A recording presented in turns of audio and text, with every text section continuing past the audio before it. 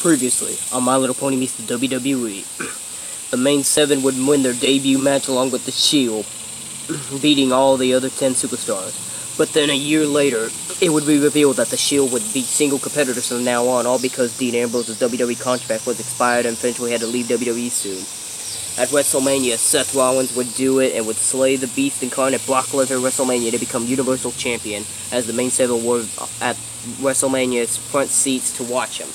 Then the next night on Monday Night Raw, The Shield would be reunited for the last time, as Ambrose would have his final night on Raw, as The Shield say their final goodbye. Then after Raw ended, the main 7 would get to talk to The Shield together for the very last time, and then after eventually, the main 7, along with Seth Rollins and Roman Reigns, would say their final goodbye to Dean Ambrose. And then at the end of the episode, it would be revealed that eventually the main 7 are going to go back to meeting some more WWE superstars, since there are quite a few superstars they didn't get to meet yet. And eventually the next one that was revealed on the list was Daniel Bryan. So let's see what the main 7 have to say about Daniel Bryan, especially all the fact since he is no longer the Yes Movement and really is not becoming a fan favorite anymore. Daniel Bryan. It's so nice to finally meet you. We've been hearing stories about you over the years when you started out as a young kid and eventually became champion and everything else. Then you were known as the Yes Movement, where you used to inspire a lot of people. And then until last year, you eventually just did a thing called the heel turn, which basically means you turn into a villain. And basically now you're currently a villain and you're current SmackDown Tag Team Champions along with Eric Rowan, who basically now you're just all about, I guess, recycling and everything, and you call yourself the new Daniel Bryan, saying that the old Daniel Bryan, the Yes Movement Daniel Bryan, is dead. But even though we do already seem to know about your story, could you mind not telling us about the whole story of your life? Well, I guess it wasn't supposed to hurt for me to tell you a story. So, of course, I wrestled in a different wrestling league before I came to the WWE. It's been many years since then, and back then I was even known by my real name, Bryan Danielson.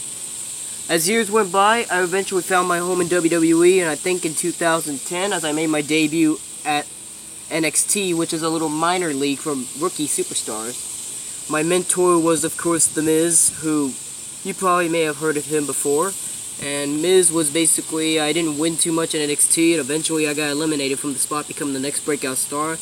Then eventually, a little later, I would make my official debut in the main roster, as I was originally part of a team called the Nexus, along with Wade Barrett, among some other superstars. But then a little bit later on, then I realized of the mistakes I made when me and the Nexus members, excuse me, my voice was clear, but later then I realized the mistakes that I made along with the Nexus, that we were attacking the commentators and everything else. So eventually, I left Nexus, becoming the first ever member of Nexus to leave and have a short range. Next night, I think they would be fired by general manager at that time, Bret the Hitman Hart. Eventually revealed, and they did say that Daniel Bryan, that was me, eventually left the group. I eventually went on to become a single competitor and everything else. Been successful. My very first championship I won was at Night of Champions, where I beat my former mentor, The Miz, for the United States Championship. I eventually grew on, and then sooner or later then I would win Money in the Bank. And then eventually, after that time, then I would go on to cash in to win my very first major championship, which was the World Heavyweight Championship, as I pinned the Big Show. But then I eventually turned heel, and I was becoming just a villain who didn't seem to really... But I did bring the Yes Movement at that time. That was the debut of the Yes Movement, but unfortunately people didn't like me then at that time. As I went on, I kept going to retain the World Heavyweight Championship before I lost it at WrestleMania in 2012 to Sheamus, as I only lasted for 18 seconds after getting a kiss from my former girlfriend AJ Lee, leading to a bro kick for me to lose the title. I went on and then suffering anger management class, which I beheld by Dr. Shelby along with Kane. We would go on to be tag team, and then eventually sooner or later then we went on to become tag team champions. And as the years moved on, we graduated from anger management, then we became the tag team. We kept defending titles like true champions until then in that time, and just eventually we just still be champions. A little bit later, we would lose the titles at Extreme Rules to The Shield in 2013. But that didn't stop us from being a tag team. Well, sort of. Eventually, a little bit later on, Kane got tired of me being at his side and eventually decided to leave me. So then I went on to being a single competitor again. As people did started liking me again while me and Kane were tag team as well. I started becoming an inspiration to fans again. I eventually went on to win the WWE Championship for the first time at SummerSlam, defeating John Cena in 2013 as Triple H was special guest referee. My celebration didn't last too long before Randy Orton was attempting to cash in his Money in the Bank contract on me, eventually revealing that the Authority would turn their back on me as Triple H pedigreed me, allowing Randy Orton to cash it in and be able to just easily take the championship away from me. Then my issues with the Authority would begin. As numbers of times I kept taking the WWE title from Randy Orton, but the Authority always kept saying that the referee, Scott Armstrong, kept screwing me, and you know what? He did. He worked for the Authority as well, and I didn't even see it. But that still did not stop me as I continued to fight and fight and fight, and even though the Authority kept me out of the Royal Rumble match in 2014, I still fought my way into the main event of WrestleMania as I eventually forced Triple H and the Authority to be able to make a match between him and me at WrestleMania in 2014 happen. But then I also had a stipulation that if I beat Triple H, I would be added to the WWE World Heavyweight Championship match later in the main event again.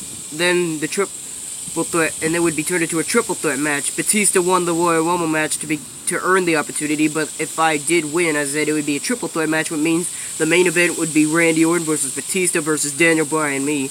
And you know what? I eventually was victorious over Triple H, and then later in the main event, I would be added. The Authority did try to screw me once again, but I still fought, and I was able to win the title. I continued to be WWE World Heavyweight Champion for quite some time before I got brutally injured by Kane, which forced me to relinquish the title. And everything else, basically, I was out for just months, and then the Authority would be able to crown somebody else to be WWE World Heavyweight Champion. And then later in 2015, I would return to action after my neck surgery, which is basically the injury I had.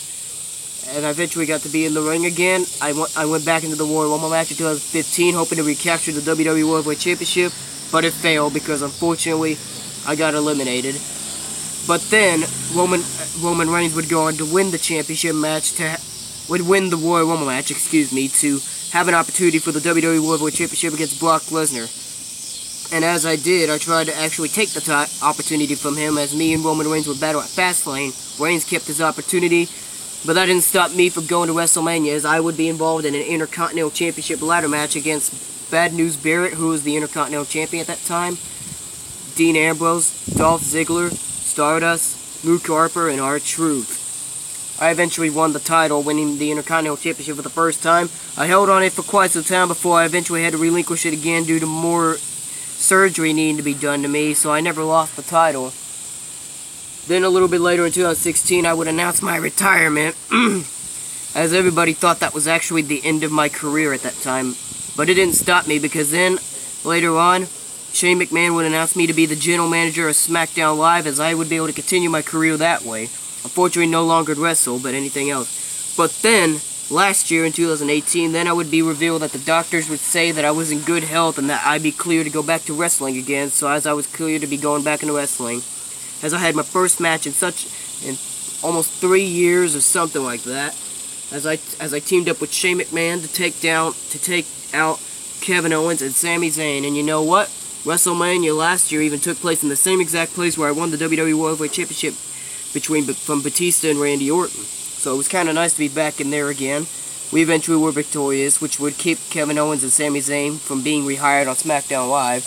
I eventually then would relinquish my duties as general manager to be able to go back to being an in-ring competition again, as I were to continue my life on that way, as I continue to be more and more successful, even though I didn't win championships. But until the night before Survivor Series, I would have an opportunity for the WWE World Heavyweight Championship against AJ Styles, who was the champion at that time.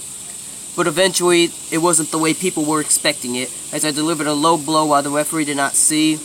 I delivered my finishing maneuver, the running knee, and I won the championship. Then I would go to Survivor Series to meet the Universal Champion, Brock Lesnar.